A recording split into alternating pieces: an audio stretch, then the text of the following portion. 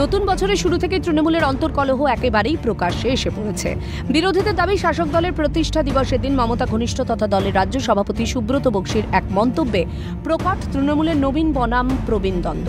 সূত্রের খবর, গত মঙ্গলবারই তৃণমূলের নবীন নেতৃত্বের একাংশ, বিশেষত যারা সাংসদ অভিষেক বন্দ্যোপাধ্যায়ের অনুগামী, তারা সোশ্যাল মিডিয়ায় পোস্ট করতে থাকেন।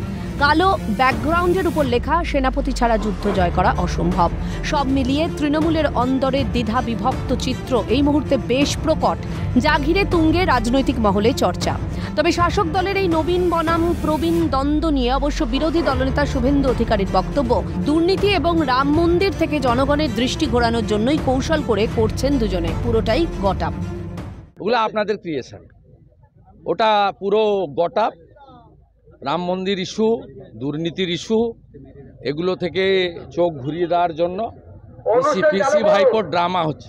পিসির সঙ্গে নিয়মিত ভাইপোর যোগাযোগ আছে। রাজীব কুমারের সঙ্গে ভাইপোর পিসির সামনে 1 ঘন্টা মিটিং হয়েছে। ভাইপো পরশুদিন পিসির সঙ্গে লাস্ট মিটিং করেছে। নিয়মিত যোগাযোগ আছে। এ একেবারে কৌশল করে দুজন করছে, আর দুর্নীতি থেকে এই ইস্যুটাকে সরানোর জন্য। পাশাপাশি বুধবার নিজের এক্স হ্যান্ডেলে রাজ্যের বিরোধী দলনেতা ফের কটাক্ষের সুরে দুটি সামাজিক মাধ্যমে পোস্ট করেন। তিনি পোস্ট করেন একটি ভিডিও, যার ক্যাপশনে লেখা, রাম নামে আপত্তি ভীষণ, বাংলায় শুধু হবে তোষণ, অনেক হয়েছে এবার, তাই হীরক রানী বাই বাই। বন্ধ করো রাম নাম, ভালো হবে না এর পরিণাম। আমরা তো কোনো করিনি অন্যায়, ভগবানের নাম জপেছি শোভাযাত্রায়। শোনো, এ রাজ্য মিনি পাকিস্তান, চলবে না এখানে রাম নাম। রানী, এ কেমন অবিচার, পালন করব না ধর্ম আমার। তোদের রাম নামে দাঙ্গা বাঁধবে, আমার ভোট ব্যাংক নষ্ট হবে। যতদিন চলবে আমার শাসন, শুধু হবে সংখ্যালঘু তোষণ। ভোটের জন্য শুধুই করবে তোষণ, এসব আর মানবে না জনগণ। এবারে ধর্মের ভেদাভেদ শেষ করব সবাই। এই তোষণের রানী বিদায় চাই, হীরক রানী বাই বাই, হীরক রানী বাই বাই। আরেকটি পোস্টে তিনি শাসক দল তৃণমূলের নবীন বনাম প্রবীণ নেতৃত্বদের নিয়ে একটি ছবি সহ তাদের চোর বলেও কটাক্ষ করেন। প্রবীণ তৃণমূলে রয়েছে পার্থ চট্টোপাধ্যায়, জ্যোতিপ্রিয় মল্লিক, অনুব্রত মণ্ডল, মানিক ভট্টাচার্যের ছবি। আর নবীন তৃণমূলে আছে কুন্তল ঘোষ, শান্তনু ভট্টাচার্যের ছবি। আর মাঝে লেখা, প্রবীণ চোর নবীন। এদিকে এই বিষয়ে বিজেপি রাজ্য সভাপতি সুকান্ত মজুমদারের বক্তব্য, আমরা হীরক রানী তো বলেছি, তৃণমূলের বিরুদ্ধে কিছু বললেই জেলে পাঠিয়ে দেয়। মগজ ধোলাইয়ের যন্ত্র আবিষ্কার হলে আপনাকে আমাকে ধরে সেটাও করে দিত। ভাই ভাই আমরা তো বলেছি, হীরক রানীর মতোই তো রাজত্ব। আপনি দেখুন, হীরক রাজা যেরকম করতো, আপনি তৃণমূলের বিরুদ্ধে একটা কথা বললে আপনাকে জেলে পাঠানো হবে, আপনার বিরুদ্ধে নানা রকম ঝামেলা করা হবে।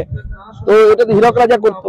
এখন মগজ ধোলাইয়ের যন্ত্রটা আবিষ্কার হয়নি, তাই হলে পরে ওটাও মগজ ধোলাই করে দিত আপনাকে আমাকে ধরে, ওটা পারছে না।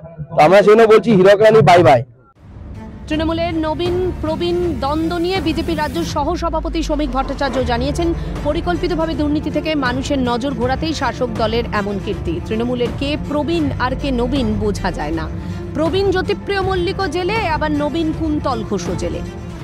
দিকে দিকে নবীন প্রবীণ বিতর্ক তৈরি করছেন। সমস্ত প্রাতিষ্ঠানিক দুর্নীতি এবং লুট থেকে দৃষ্টি ঘুরিয়ে দেবার জন্য পরিকল্পিতভাবে এই বিতর্ক তৈরি হয়েছে।